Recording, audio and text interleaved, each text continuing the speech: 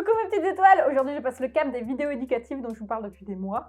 Donc une vidéo un peu plus sérieuse. Je vous parle aujourd'hui de la sanction éducative, méthode encore trop discrète sur les réseaux sociaux, sur internet, trop difficile à trouver, donc que je vous partage avec mon point de vue, avec plaisir. C'est une vidéo clairement pour tout le monde. Les parents, les animateurs, les travailleurs sociaux, tous ceux qui sont en contact direct plus ou moins proche avec les enfants, les babysitters, etc. qui vont avoir besoin de poser un cadre à un moment donné. Après les informations d'éducatrices spécialisées, grâce à mes lectures notamment, la sanction éducative va permettre de créer un lien assez fort avec l'enfant tout en posant le cadre et en évitant que la bêtise se reproduise trop souvent. Je vous mets les références des lectures en description et les chapitres aussi, comme ça si vous voulez sauter une partie, c'est comme vous voulez. Premièrement, on va prendre un peu de recul sur les difficultés, les petits obstacles qu'il pourrait y avoir à poser une sanction éducative. Vous avez cru que ça allait être facile, pas du tout. Ensuite, on va définir quelques notions comme la punition, la sanction éducative, dont la légitimité et la réparation, qui pour moi sont très importantes dedans. Et on finit par le best, 4 étapes pour poser une sanction éducative avec des exemples concrets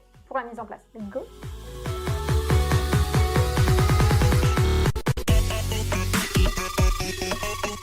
Avant tout, il faut bien avoir en tête qu'il ne faut pas être professionnel de quoi que ce soit pour pouvoir mettre en place cette méthode. C'est l'adulte qui va être le plus en contact avec l'enfant au quotidien qui va arriver à trouver plus facilement une méthode adaptée à l'enfant. Mais ce serait vous mentir que de dire que c'est simple de mettre en place une sanction éducative. Non, clairement pas. Ça donne envie, hein. C'est faisable par tous, mais ce n'est pas facile. Ma perché, Lucy? Ma perché? Premièrement, il y a une difficulté temporelle. Ça peut prendre du temps de mettre en place une sanction éducative, parfois 5, 10, 15 minutes. Donc il faut avoir la souplesse de réajuster les récréations et les temps de pause pour pouvoir trouver un temps avec l'enfant. C'est parfois compliqué, par exemple en animation, des fois on a un quota qui est assez peu élevé par rapport au nombre d'enfants, donc on ne peut pas forcément se détacher du groupe avec un enfant. Comme dans les classes, le professeur est tout seul aussi, donc à voir comment réajuster ça. Il ne faut pas non plus que ce soit trop espacé dans le temps, donc entre le moment où ça a eu lieu et, le moment où on pose la sanction, il ne faut pas qu'il y ait plusieurs jours, voire une semaine qui se passe, sinon ça n'a plus de sens. La deuxième grosse difficulté est sociale. La sanction éducative est très peu connue, donc les parents des enfants, notre conjoint, nos collègues peuvent ne pas comprendre pourquoi on passe beaucoup de temps avec un enfant et pourquoi surtout on ne fait pas comme tout le monde. Il faut donc avoir le courage d'innover et de proposer autre chose tout en sachant expliquer aux collègues la façon dont on procède et pourquoi on ne fait pas comme tout le monde. Par exemple, en partageant cette vidéo. Partage cette vidéo. Troisièmement, le frein personnel. Il faut avoir confiance en soi pour la mettre en place. Il faut s'en sentir capable et y aller quoi. Il faut aussi bien connaître ses émotions. Le premier frein est la colère. En général, on se met vite en colère quand un enfant fait une bêtise et on va être envahi par cette colère qui va nous inciter à poser une punition parce que c'est association de la simplicité et agir très vite. Sauf que la punition ne va pas avoir d'impact positif sur le court, moyen et long terme. On verra après. La colère est normale. Il faut pouvoir se permettre d'être en colère et l'accepter et prendre un petit temps pour souffler un coup et on n'est pas obligé de poser tout de suite une sanction éducative. On peut attendre quelques minutes pour respirer et se soulager un petit peu. Cette colère vient souvent du fait qu'on a l'impression que l'enfant fait exprès de faire des bêtises pour nous énerver. Alors que pas du tout. En fait, un enfant va tester le cadre pour se sentir en sécurité, pour connaître les limites dans son environnement.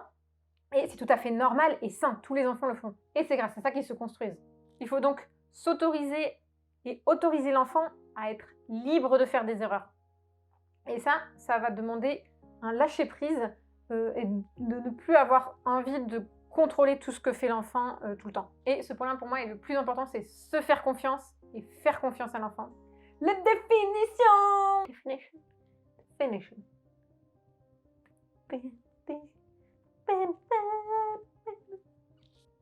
Non. La punition, déjà quand on prend la définition, c'est ce que l'on fait subir à l'auteur d'une faute. Donc on a une image très descendante qui montre qu'il y a une personne au-dessus, qui a le savoir, qui a la connaissance, qui vient écraser, vraiment cette image d'écraser l'autre avec ses connaissances et son savoir. Il est au-dessus, il y a une notion de supériorité. On va attaquer ici du coup la personne et non pas l'acte que la personne a fait.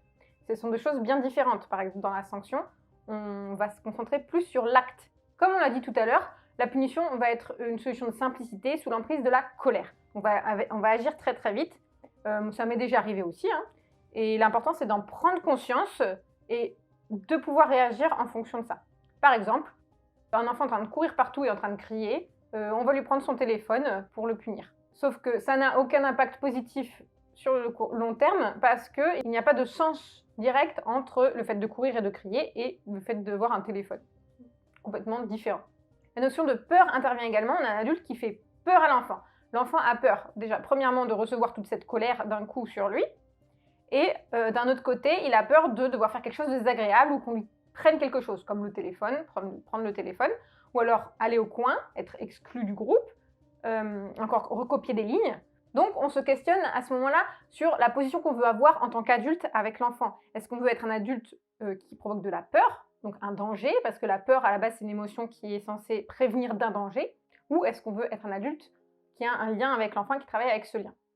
Donc, on va avoir des enfants qui vont recommencer à refaire les mêmes bêtises, parce qu'ils vont continuer à tester le cadre, vu que le sens n'est pas donné, le cadre n'est pas clair.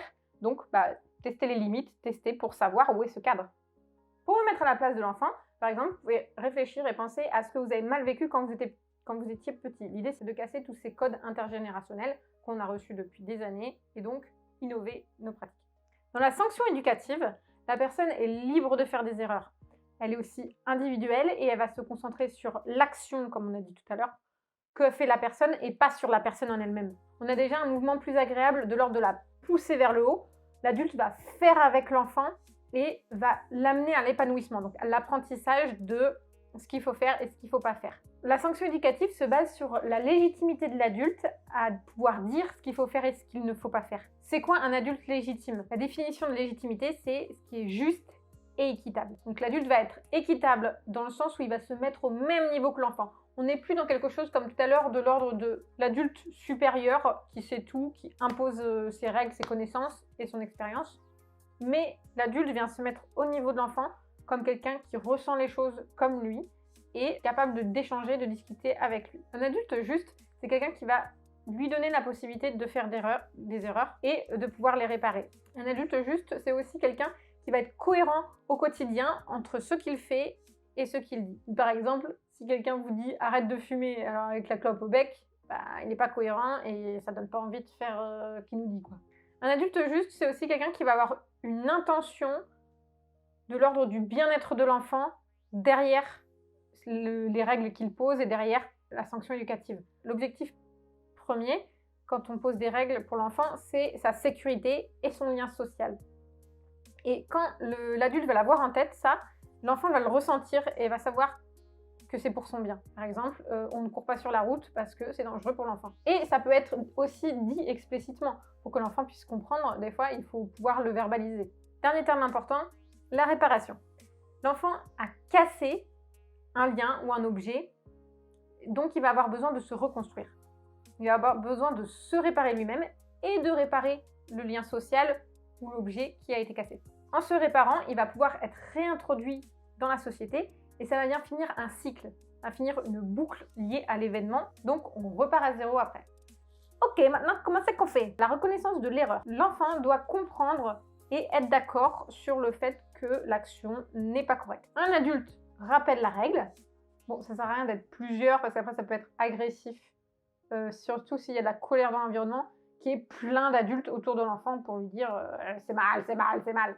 Doucement, doucement, doucement. Si l'enfant a insulté un adulte, ça peut être un autre adulte qui intervient pour mettre en place avec lui une réparation auprès de l'adulte concerné. C'est mieux quand les règles sont clairement posées à l'avance pour éviter une situation d'injustice où l'enfant ne sait pas pourquoi il se fait fâcher, quoi. Pour qu'il y ait du sens, comme on l'a dit tout à l'heure, on peut réexpliquer pourquoi cette règle existe, pourquoi on ne court pas sur la route, comme on disait tout à l'heure. On peut aussi mettre des mots sur ce que chacun ressent. Par exemple, l'adulte est en colère parce que l'enfant a transgressé une règle, ou un tel est triste parce que tu lui as fait ça. On peut mettre des mots sur les ressentis, ça apprend en même temps aux enfants à connaître leurs émotions. Exemple numéro 1, un truc tout à fait standard. Lola, 5 ans, mord Luc de 4 ans. Attention, là le piège c'est que j'ai déjà vu plusieurs parents faire ça, mordre l'enfant pour, entre guillemets, lui montrer, comme ça il comprend ce qu'il lui a fait, quoi. Alors le problème là c'est que du coup on va répondre par de la violence à de la violence, et donc on va plus partir sur un apprentissage de l'ordre de la vengeance, et donc l'enfant ne se sera pas réparé dans tous les cas. Une réponse possible pourrait être « Oh non, on ne mord pas Lola », rappel de la règle. Ça a fait mal à Luc, maintenant il est triste, rappel de pourquoi il y a cette règle. ça fait mal. Et pourquoi tu as mordu? On montre qu'on veut savoir qu'est-ce qui s'est passé, comment se sent l'enfant dans cette situation. L'enfant peut soit répondre, soit se mettre à pleurer. Donc l'idée, c'est pas de le surcharger de questions non plus, et c'est de lui montrer qu'on est bien présent pour l'accompagner, parce que c'est pas un moment facile de voir que l'adulte est en colère, qu'on a fait pleurer quelqu'un, qu'on a déclenché des émotions négatives autour de soi. Deuxième exemple, Alexis, un enfant dans l'école où j'ai été animatrice périscolaire, a écrit sur les murs. Donc je vais lui demander s'il sait bien qu'on n'a pas le droit d'écrire sur les murs. Il me dit que oui.